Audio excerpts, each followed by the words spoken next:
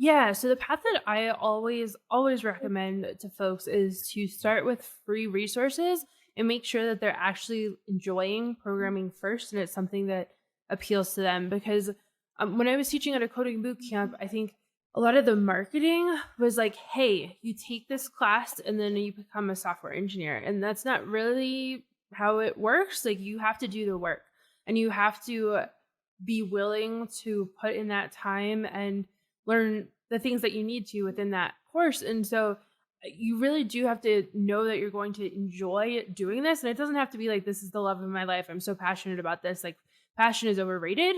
But if you hate writing code and you don't understand it at all, it's probably not something that you want to spend the next, 30 years of your life doing. And Right. so start with free resources, see if you like those. I think Free Code Camp, you're wearing the t-shirt, Jerod.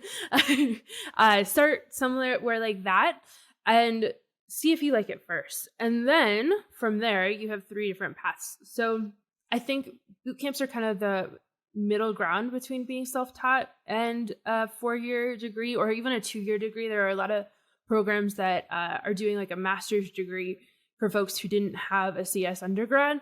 So I think that's another option as well. But I think weighing the options of what is most important to you, is it getting to a job quickly? And in that case, boot camp is probably the way to go because you're probably going to be able to learn the most quickly there. It's going to take longer to self-teach or take a CS degree. But then there's also the opportunity cost too of taking one of those. Like the cost is often prohibitive to people. There are a lot of Mhm. really great free programs, but also some of them do cost a lot of money. Like I know that there's like this growth of income sharing agreements too, which can often be predatory. And then if you want something really prestigious on your resume, like probably going the CS degree, Yeah.